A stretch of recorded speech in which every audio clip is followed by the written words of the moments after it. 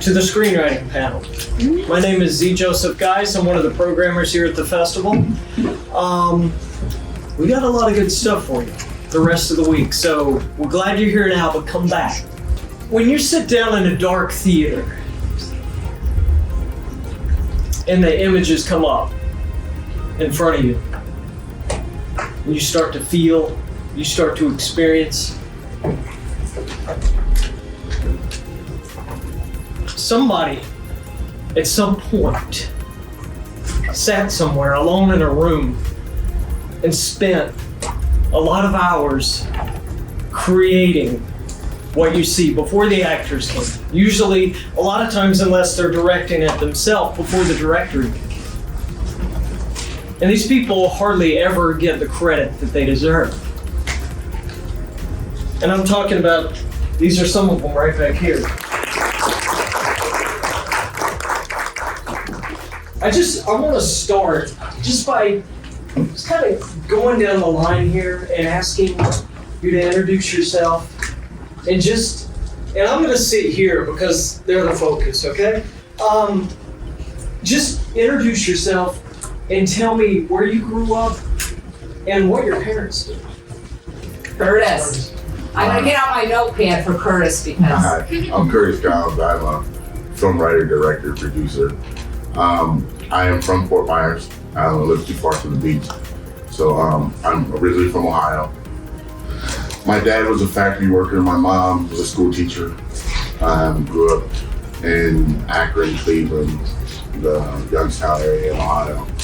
Started writing films in 1992. And I'm not going to get into it, but it's a really unique story of why I love teachers, because teachers change their lives. You know, in college at Ohio University, I took a creative writing course, and we were supposed to write something tragic that happened in your life. So I wrote a story and I gave it to my professor, and she started crying, and she said, "You need to be a writer." And so I took that and I ran with it, and just year after year after year after year, just continuing to write scripts and to write stories to perfect my craft. My first film came out in 2016. It's called Hanging Millstone. It's streaming on all platforms right now: Prime, Netflix, Hulu, all that stuff. My second film, More Up to the Game, we're going to start shooting that here within the next month and a half here in Fort Myers and Cape Coral and Naples and all over South Florida area. So I'm looking forward to it, looking forward to the panel. Thank you guys for having me. It's always fascinating to hear what your parents did and how you got into film and how you started writing. What was that first moment or that first spark where you were like, I've got to write a movie? How did you get there? Well, with my writing, it became in college. But after I had written X amount of scripts and films, Quentin Tarantino, actually, I wanted to go to film school. I wanted to do all this, and I listened to what he said. He said, if you want to be a filmmaker, save your money that you're going to put in your film school and make a movie. Yeah. And that's what I did. So I never stood behind the camera, never did anything, and I did it all myself. I wrote it, directed, produced it, executive produced it. I did everything for it. I won. It started out as a short. I entered it in 2016 in this film festival as a short and won Best Overall Short Film and Audience Choice Award. And then I decided that I'm just gonna make it a feature film. I was in a van. I was in a car one day and I had my daughter. I think she was probably maybe 4 years old. And I left her in the car and went into the store. We all do it. Left her in the car, went in the store, and came back, and there was a white van sitting next to my car. And then my creative just started working, and the story just unfolded. Like, what would you do if your daughter wasn't, if your daughter was gone when you came back? Whose fault would it be? Is it my fault for leaving her in the car, or is it the guy's fault for taking my child? And I put 4 different scenarios with mistakes that we make commonly as parents, not meaning to do it, but just the accident of us, losing track of time. We're doing whatever we're doing, and our children suffer. So that's what the movie called Hanging Millstone is about. It's about the Bible verse, Matthew, whoever causes harm to one of these little ones may as well tie a millstone about their neck and cast themselves into the deep ocean. That's what the story is about. It's all about missing kids here in Florida because our missing kid rate in Florida is astronomical. You know, I think we did the numbers on it. I think one child goes missing every 30 seconds in the state of Florida. So that was my stepping stone. And once I did that film and realized that I can make films and make good films that people want to watch. It was on Amazon Prime for 2 years, and I just signed a deal with Homestead Entertainment, a distributing company, to put it on all streaming networks because it did so good on Amazon. So I'm really happy for that film. You write a first film, right? You're like, I'm gonna write this, I'm gonna do this. How do you do it? Do you know what a screenplay looks like? You know, it's like when you first, so do you get your hands on scripts? Do you read scripts? I know Tarantino says just get out there and do it. How do you do it? What do you do? For me, when I first started, I didn't know the format, the script, and how it was supposed to look and how it's written. So I went to Google. And I said, Google, show me a film script. Here it is. I mean, so I read I think it was actually, I can't even watch. I think it might have been Silence of the Lamb or something like that. It was, my favorite movie. It was one of the screenplays and I saw how the writer, how they set it up, how they did this and how they did that. Yeah. But for me, because I shoot my own films, I storyboard my own, I do my own storyboard, I do my own screen breakdown, I do everything myself because I find out that when you do that, like when you write your script the first time you write it, you're just writing it. Then you write it the second time you get to read through. Because I do everything on paper and pen. I don't use a computer. I go old school. I write it on paper and pencil.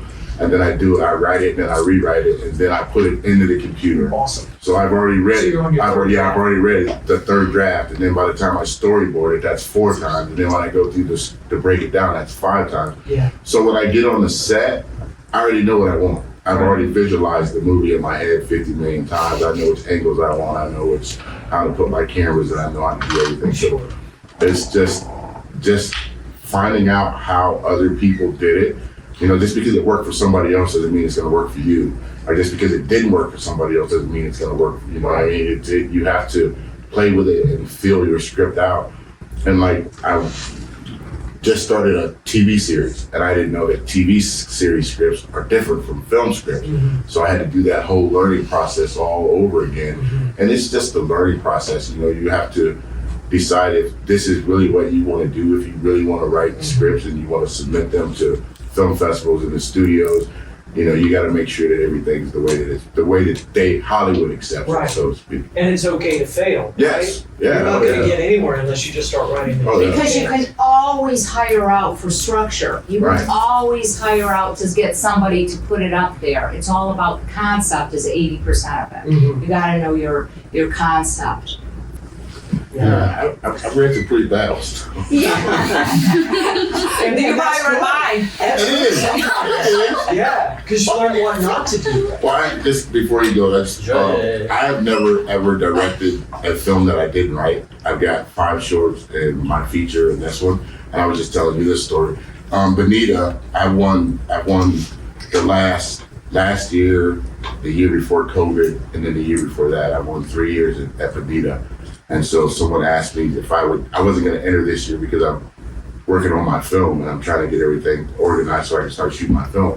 But someone asked me if I would direct their film for them. And being that the creative person that I am, I didn't know if I could do it because I'd never read their script before. Like I said, with mine, I write it, rewrite it, put it in the computer. So I've already read it 5 times. And I read the script for the first time and I liked it. I liked the concept. I liked where the story was going, and I could actually visualize how I wanted to put the scenes in. And so we shot it, and I won 3 awards. You know, so it was a challenge for me to see if I can direct someone else's screenplay. Vision, yeah. You know what I mean? So it's important for you to be, as a screenwriter, that if you're not making the film yourself, to make sure that the director can interpret what you're trying to put forward. Right. Yeah, you have to be able to, because if you're not doing it yourself, you got to give it to somebody that has no idea what your movie's about, what your story's about. So you want to make sure that all your points and all your stuff are there. Yeah. Because if it's not, I can only make you see on camera what you wrote on paper. But also, like, leave room for the director to make changes. because otherwise you don't want them just executing your vision because Right. then there'll be no soul of the director. Exactly. So I think that's what it was. Because they tell you not to put those camera directions in it, and we want to say, okay, now pan up the graveyard. Right. You know, Right. you know, And they see tell that you with not this to. one, no, with this one there was no they just gave me the script and they was like, put your camera directions on it and do whatever you wanted to do. So I went back and storyboarded it. And it was, I think it was like 10 minutes to 10 minutes short. So I storyboarded it and saw my shots and saw my angles and gave it to the writer and asked if I portrayed what he thought we wanted to bring on screen, and he liked it. So yeah, his way he communicated to me through his words allowed me to to see his vision a lot more clearly. Yeah. I think that's really important. Yeah. You made me think of another question that's taken away. But how do you deal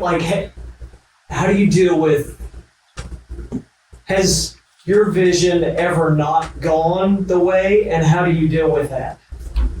Like that's not what I wrote, and how do you deal with that? How do you process that? You just gotta walk away, let it go. You know? I know I wrote in my first film, I wrote a scene that it's not coming out the way that you write it. And I wrote it, and there's a scene where the guy jumps over they're in a courtroom, and there's a guy jumps over the courtroom and he goes after the suspect that he thinks kidnapped his daughter, and he starts beating him with a gun. And we shot it like 5 times, and I'm in the monitor, I'm looking at it, I'm like, that's not it, that's not it. And then for some reason, we just couldn't get the shot right. So I had Collier County Courthouse for 16 hours. I had closed the whole courthouse down, and we were shooting in the Collier County Courthouse for 16 hours. And the actors were tired, and everybody was tired. And I was just so frustrated that I just walked out of the courtroom. And my assistant director, he went over my storyboards, and he knew exactly what I wanted.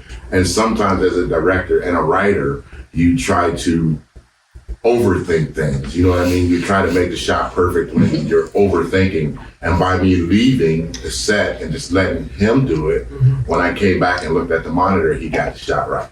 So sometimes you do have to walk away and just let it breathe. Yeah, you got to walk away and let somebody else's idea, vision, and it'll transpire into yours as long as everybody's on the same page. Right. You have to be realistic. You know what I mean? Not to go on a tangent real quick, but like the film that I'm working on now is called Loyal to the Game.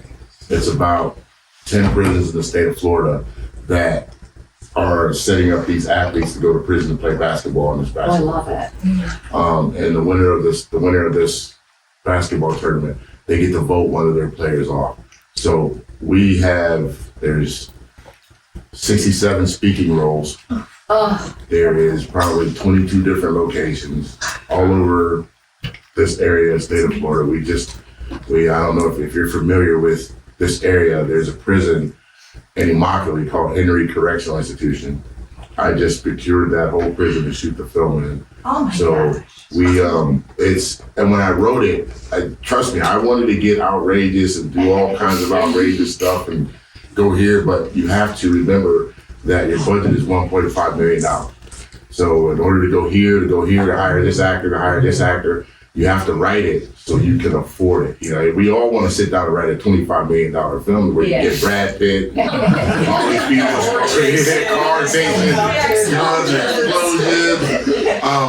There's a guy named Carl Goldstein. I'm not sure if you're familiar with him. He directed Die Hard 3. Okay. The explosions that happened in the beginning of Die Hard 3 in New York, where they had to shut down so many blocks, he was in charge of doing that. And he just moved to Fort Myers. And he came to the Bonita Film Festival. Yeah. And he's always involved in the screening and stuff. So me and him talked about it. And he talked about how he had to take that from what the writer wrote and write it to where it made sense. Because you're downtown New York, you can't shed 60 blocks downtown New York to blow up a building. You just can't. I wouldn't care how much money you had.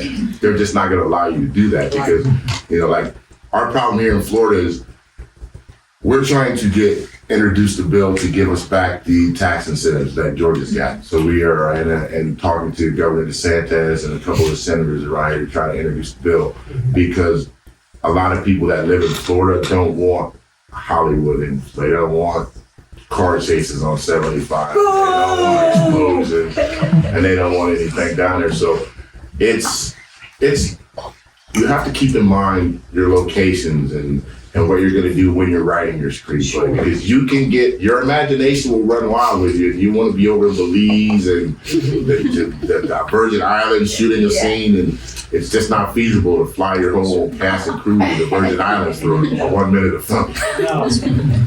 And back in 2000, there was no digital camera. You had to pay for the 35 millimeter film, and you had to shoot it on the 35 millimeter film, and you had to buy the film. And I think that was like $3,000, $3,500 a foot or whatever. It was an astronomical price.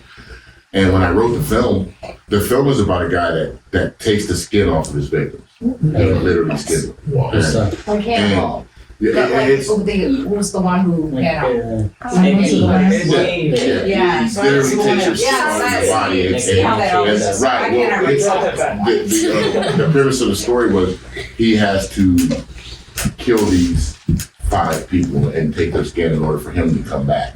Well, back then, I'm trying to figure out, how am I going to make someone snatch somebody's skin off? How am I going to portray that on film? There was no green screen or nothing like that back then. And so I'm like, there's no way that I can do this film. I just did that one element that I wrote, which is the most important part of the film, I couldn't pull off behind camera. So I just put it in my box and left it sitting there, and it's been there since 2000. And I've been but now, because of the technology, it's a lot easier. You know, I've looked it up, and it's so much easier to do something now that I wrote back then, that it's come to full circle, and you can afford to do it. So I'm not saying don't write your script at a budget. I'm just saying that you might not be able to afford that budget now, or technology might not have caught up to your script as of yet, but it will. You know what I mean? And I think scripts are timeless. You know, I mean, what your story's about, if it's a unique and original story, it will last through the test of time. Like Freddy Krueger and Jason and Nightmare on Elm Street and all of those Michael Myers, those films are still prevalent today. Vertigo. Yeah, Vertigo. I mean, like, you know, Something other than horror. All of those films were before their time. You know, I mean, if they made Nightmare on Elm Street today, the special effects and the way that they did everything would look entirely different than the way they did it back then. Right. You know, so I mean, just because you write one and you might not be able to afford to do it today, you might be able to afford to do it tomorrow. Yeah. Right, you should never apologize. Right. Always be unapologetic about anything that you write. Yeah. I definitely have more questions, but I want to get to the audience questions too. So I'll ask one more, and then we'll turn it over. What is your ideal writing environment? Like, morning, night, is there a certain place where you write, you're more productive than others? Like, what does that look like? Like, your space? For me, because I do this, I don't work. This is what I do. This is my work. I have an office space in my house that I just put up for me. It doesn't have any windows, no doors. Got one door that I close. There's no windows. There's no clock. There's no TV. There's no radio. You know, it's just, and I have my posters of my films and my awards and all that stuff that I have. And I can spend 15 hours a day in there, every day. I don't come out of my room. I don't come out of my office, because I think that if you find a space that you can create in, and you let your imagination run wild, and you just sit there and there's no outside influences or whatever, you can just put it down on paper. And I tell people, I do this all the time. I come up with different ideas and I have half-finished scripts, and I got 60 pages of a script done, and then I got 20 pages of another script done. And for me, because I write so much, I get burnt out on stories. So I like to jump, and I tell myself I've got all these characters running around in my head that just needs to get out, and they just they want their voices heard. Right.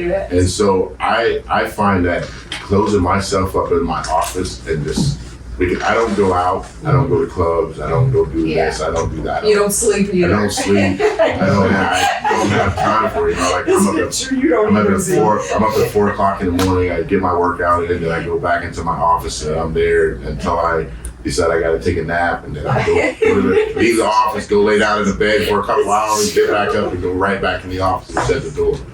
But it's just a quiet. I think you just need a space to where you can create. I mean, if I can't listen to music, I can't have a TV on, I can't, because it takes away from the creative process and distraction, so to speak. It takes away from that inner voice. Everybody's got it. It's just that what I just felt that over the years of doing it, I've allowed myself to understand my inner voice and to let it speak. And then all I'm doing is taking it from my brain, and I'm just writing it like a song. I'm just following. So that's my best thing. Yeah, I mean, I just need like a locked room, no Wi-Fi, or turn the laptop. No on Wi-Fi? No Wi-Fi. You can Google? No, not. I'll Google something, but that's outside of writing time. You know, I'm trying to just get words out of my head. Anybody got any questions? I heard you referred to green screen. What is green screen? Green screen allows you to be places that you're really not. Like nowadays, green screen has become so widely used in film that you can film a scene to make it look like you're in Amsterdam, but you're not. I'll give you an example. And this movie that we're doing now, I am actually with a green screen expert, and he's coming to map out. We're going to use Curt Arena for the basketball scenes in this movie. And to fill Curt Arena, to pay extras, you got to pay extras $10 an hour and whatever. And I'm going to need like 20,000 extras. I think it holds like 20,000 people. And I don't have that in my budget to do that. So what we're going to do is, how he explained it to me was, we'll hire 100 actors, and we will sit 100 actors here, and we'll green screen everything else. And then you have the actors, and you film that there, and then you just plot the actors. And so it makes it look like the entire arena. Everybody in the arena. Everybody's in the arena. It's a lot cheaper, it's a lot faster way to do it.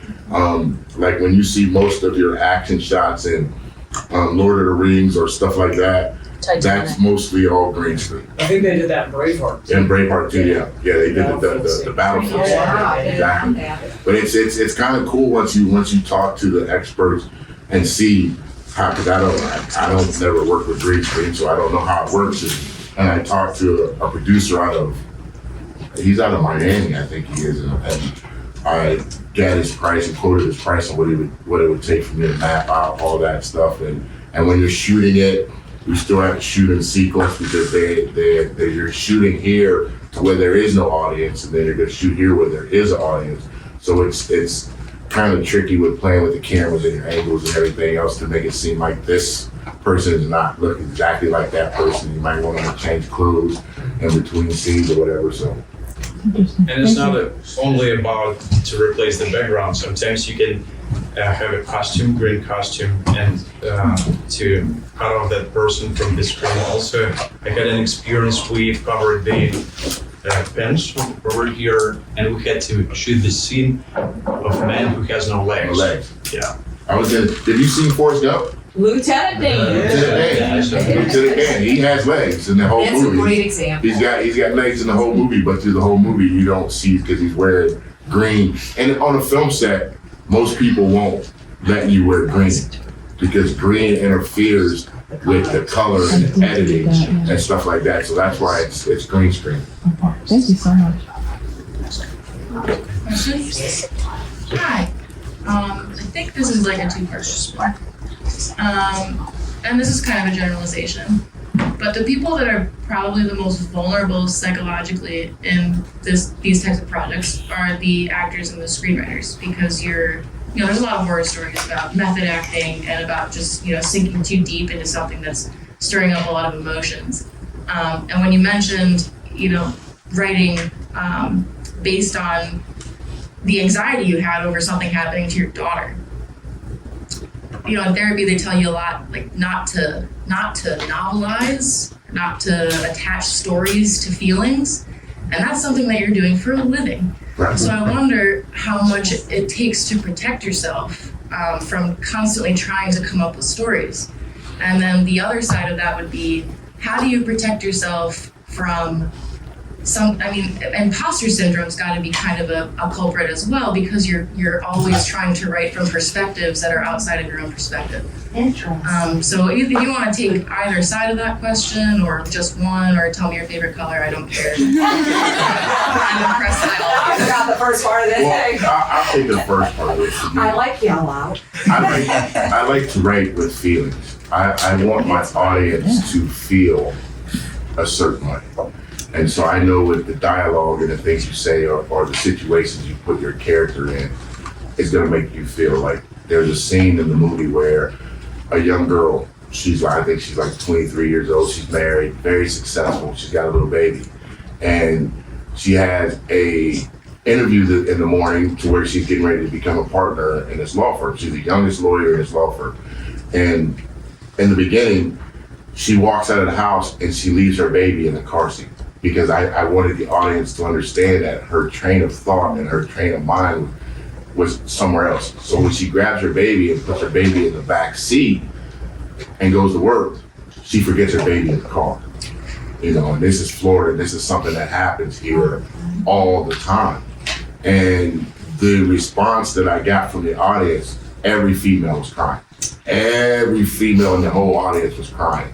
That's what I wanted you to feel. You know, and so in order for me to write outside of my feelings, I wouldn't have been able to portray that in the way that I needed to. And it also helped with people understanding that this is something that happens all the time. I did this because I didn't want you to hate the character. I didn't want you to hate the female for what she did, because it was a mistake. It was something that happened. I mean, I've lived in Florida for 28 years now, and I've seen so many kids get left in the car because of hot car gas. And people get occupied, people forget, you know what I mean? And she forgot her child was in the car. At the end of the movie, when she realizes what she did, you see how devastated she is and how, you know, I mean, that it wasn't part, but if you're not writing from your emotions and your feelings, then you're not going to portray that to the audience. Do I protect myself? No. Because I want people to feel through my experience. You know, if something hurts me, then I know that another human being is going to have the same kind of reaction or something genuine to the reaction. And so if you've been through it and you can bring it out in film and make your character the character that you want to portray, then I just think it's better for your film. Yeah, and then, you know, you gotta solve it. You Can know. I piggyback on that for a second? Just when I talk about translating to the actor, you said, for example, you could not write perfectly pleated pants in your screenplay. And yet that is a character choice Could do so that could much tell an character. entire Yeah. story. So if you want that character choice for that character, Sure. how would you change the dialogue to make mention of it from another character? Would you just hope that the actor comes up with something that's so persnickety? I mean, do you know what I mean? It really is. Right. When you said that was such a great probably detail. a sore analogy. But yeah, because actually it was good. You don't want that. Yeah, well, for me, if it was written that and if one of the characters said, "Wow, you have perfectly pleated pants," Yeah. you know what I mean? And as a director, I would look at that and say, "Yeah, no, I'm not going to say that." So what I would do, for me, if they were in a conversation, just to give you a really quick of how I would shoot it, if they were in a conversation, I would start low at his perfectly pleated pants and then pull up to his face. Right. So you would see that he has perfectly pleated pants, and therefore you don't need to say the dialogue, but you show the audience. You know, what he's you're trying. anal. Right, he's anal, he's clean. If the focus is the pants wearer, then I wouldn't want the dialogue to be there. But if the focus is the character who Yeah. goes around complimenting people on their clothes, Right. then I would want it to be in a dialogue because that shows the Sure. character. Right. I am a very spiritual person. I just am. And I believe Praise that God. I was set on this path a long time ago for reasons I have no idea why, because there's so many things that have happened in the course of my career thus far that are just not explainable. That have And- lined up to get you where you are right now. Yeah, it took me, Hanging Millstone was made for $150,000. I have a very, very good communication with the Fort Myers Police Department, the Sheriff Department, the Mayor of Fort Myers, the Fire Department. So a lot of things that I got in my film, it would be a lot harder for a lot of other people to get because I've been laying the groundwork for so many years just trying to build these relationships. And when I went to approach, I approached it, I live in Florida. Sorry. I live in Naples and Fort Myers, and there's money here that's out the ass. Excuse my language. There's people here that have money that they don't even know what to do with. You know what I mean? And when you come up with the concept, like a really good friend of mine is Jen Stacy on ABC News. So I go on the news all the time, ABC, Wink, and NBC. I'm always on the news pitching my ideas and pitching my thing. I think the best thing for you to do if you're trying to raise money is to build a filmography, meaning build something somebody can go back and look at. Because everybody's niece, nephew, cousin, brother, and sister wants to make a movie. So you think you can go out and get a video camera and shoot your movie and think that your uncle or your aunt's gonna give you $50 million so you can do it. And that's not gonna happen. They're the tightest. Right, They're the right, they tightest. are. So They don't you- get rich giving it away. You have to know your demographic and know what you're trying to accomplish. You know, I went to a meeting. This is the guys on the street. I went to a meeting and spoke at a meeting called UFTA, United Film and Television Associations of our area. And there was a guy that was sitting in the audience, and with me, like when I see people, I automatically put you in one of my films as a character because I need characters. So when I go home, they'll remember what you look like and write it down and do all this stuff. So I'll be able to use you in one of my films. And when I walked in, there was a kid that plays the lead role in my film. His name is Johnny Trufino. He's one of the world's best ballet dancers. After he graduated from high school, my film was his first film. His mom and his dad financed my film. You know, the angel. I didn't even expect it to happen. I went in So with you gotta my ask pitch. Mrs. Trevino. You know, I went in with my pitch and I said, this is what I'm trying to do. This is what I want to do. And I'm trying to build the film community here in South Florida to where we can make regular films and we can get Hollywood to come down to Florida and shoot films. And so I've just made it to where I made it a lot easier for a lot of the local filmmakers to make films because I get a lot of calls from people, Curtis, how can we do this? Can you help me do this? And I'm the kind of person that I'm not in competition with anybody. If you're a filmmaker and I can help you make your film, then I'm gonna I'm putting forth the effort like it was mine, you know? And so when she agreed to finance the film and we made it, and I came in under budget, you know, I mean, I just want you to watch Hanging Millstone, and I don't want you to watch it because I get paid for you to watch it. I want you to watch it so you can see the cinema photography and what we did with the budget that we had and what you can do with the budget that we had. I have one of the largest police forces on record on a feature film. I had 26 active police cars and real policemen in my film. The people that you see in my film when they surround the courthouse downtown Fort Myers. We shut the entire downtown Fort Myers down to see this film. I had 26 police cars. I had the SWAT truck. I had the fire department, 2 ambulances, and it was chaotic. They called the mayor that night and asked him, what's going on downtown Fort Myers? All these police cars are coming. But you can put your budget together and find the right people to invest. You just, I've never went with a grant. I always go to people because I think that I'm a people person. And like Bliss, she's already got her money back. You know, we've already paid her money back. And so when I talk to people, I'm saying, listen, if you invest in our film, you know, we've done this, and we've done this, and your return is going to be this, and it's going to be that. And then you see my filmology, and you see, oh, he did do this, he did do that, he did do that. It makes people a lot more lenient to give you the money because they know what you're doing. You know, I mean, if you've made a film before, then it's not an easy task. Trust me. I mean, it's very, I'm not discouraging anybody. Please go out and make a film. But it's a challenge, you know, it's stressful, it's frustrating. You've got actors and actresses who don't want to show up to a set. Like, I had an actress that, the girl that left the kid in the car, she was supposed to come to the courtroom scene so I could film her backstory. You know, I mean, I filmed her leaving the kid in the car, so now I have to film the courtroom scene. She didn't show up.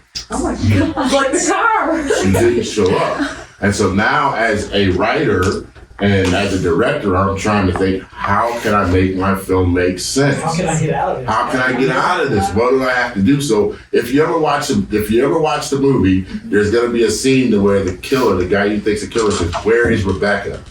I had to add that because she didn't show up that day. You mean in Hanging Millstone? Yeah, in Hanging Millstone. I had to add that into that scene that day because I've already paid for the courthouse. I paid for all of this stuff. And people don't understand that as an actor or an actress, well, I know you guys are an actors and actresses, I'm usually speaking to them, but when you're a director puts his trust in you and he says, here's a script, this is the part I need you to do. Can you be here on this day? We're gonna schedule everything around you so you can be here, and then you don't show up. We just wasted all that money and you can't get that back. So my advice is to put a package together. I wish I would have, if I would have known that, I would have told you, because right now I have an investors meeting in 3 weeks on the 15th of May, and I have 50 people that already RSVP'd me that want to be involved in investing in this upcoming film. And we're trying to raise $1.5 million for it. But to say that in today's film society, Jordan Peele shot Get Out for $2 million. He sold it for $40 million. You know, Mel Gibson made The Passion of the Christ for, I think it was like $30-40 million. It's grossed over $1 billion. He sold it. You know what I mean? So now, with all of the streaming services, you don't need Hollywood anymore. You don't need to pitch your stuff to a Hollywood studio. You can pitch your stuff to Hulu, Netflix, Amazon Prime, and they have just as much money as the Hollywood studios do.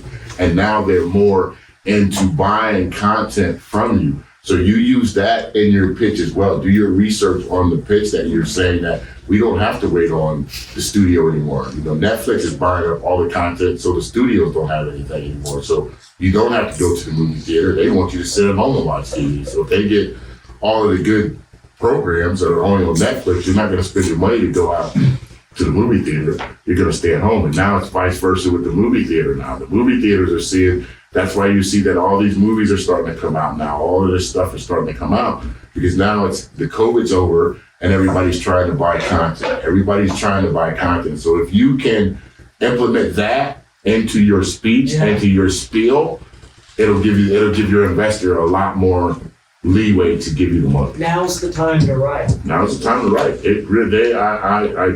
Netflix just took the biggest hit from their streaming services, and I think they dropped some like 20 million viewers or stuff like that because people are not staying.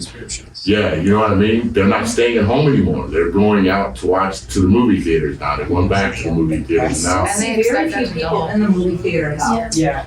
I go every Tuesday, $8 Tuesdays, and there's very few people there. I wonder if the millennials. It only depends on what you're going to see. I went to see Spider-Man at Toronto and there, and they got 12 theaters, and every theater was sold out. I saw Ambulance, and it was unbelievable. That Yeah, see Ambulance? yeah, That was It unbelievable. only, like I said, it only depends on what Yeah. you're doing and, Yeah. and what you're trying to portray. But you can come up with the finances that you need.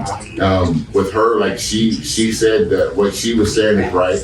If you package your film, you write it, and now you package it. You have your locations, you have your sets. Let's say, in this movie that I'm trying to get accomplished now, I want Charles S. Dutton to play Nice. the role of the coach. And I know that for $100,000, I can get him flying down here, put him up in a hotel room, and get him to shoot 2 days worth of stuff, and then he's gone.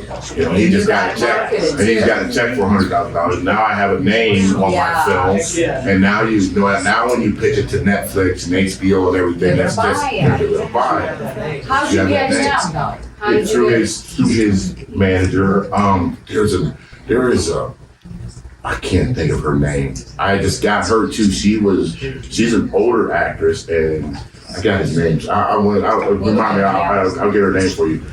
She's been in a bunch of stuff. She's from New York. I think she was. I can't remember what she was on, but she just signed on for it, and I'm gonna put her as a judge because I can't have her starring because she hasn't done anything, but just her name recognition on the film will go a long way. So that my advice would be that.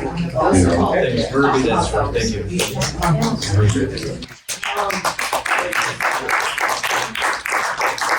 I'm getting the signal that we need to wrap this up. So finally, I want you guys to tell everybody here how they can follow you, how they can keep in touch with you, and also I want you to give one piece of advice for aspiring writers out there. Something that Oh, you're so bad. that you wish somebody would have told you. Oh. Anybody can go first. Okay, I'll go I first. like yellow. My name is Curtis Collins. You can follow me on Instagram at Curtis Collins 1428. My Facebook is Curtis. It's Curtis, Curt, and Christopher, which is 3 C's. It's my name, my 2 sons. My YouTube page is 3 C's Productions. I have a website that you go to www. In fact, if you can, go there. That way you can see the new trailer that just came out. The theatrical release of the new trailer. It's out. It's at 3 C's, THREECS Productions.com. My piece of advice that I would give to an aspiring writing is what I'll give you, what my college professor gave me. It's called KISS. Keep it simple, stupid. That is. Keep it simple, stupid. Don't overthink it. If it doesn't make sense doesn't gotta make sense to anybody but you right now. Do your first draft. Your script does not have to make sense. I taught grade school kids. I think my youngest student was 7 and my oldest was 14, and it was a 10-week course. And I told them in the course I'm going to teach you how to write, direct, and film your own movie. So I gave them a premise of an idea, and the premise of the idea is if you want to be a writer, you want to practice your writing, boy meets girl, boy loses girl, boy gets girl back. Now fill in the blanks. Why? How did he meet her? How did he lose her? How does he get it back? And you can make your story out of that. It's the most simplest plot in the world. Because everybody's met a boy, everybody's lost a girlfriend, and everybody tries to do what they can to get it back. And now you just make a story out of it. And if you can continue to do that and keep it simple and not overthink it, and not try to get too Hollywood and to this and to that, then you'll eventually master your craft. Yeah, That would be my that is advice. too big. Thank you very much. See? How about you? What about you? No, we gotta turn these people loose. If you have more questions, we will be around. Yes. We'll be outside. Stop us. Thank you so much for coming. Please.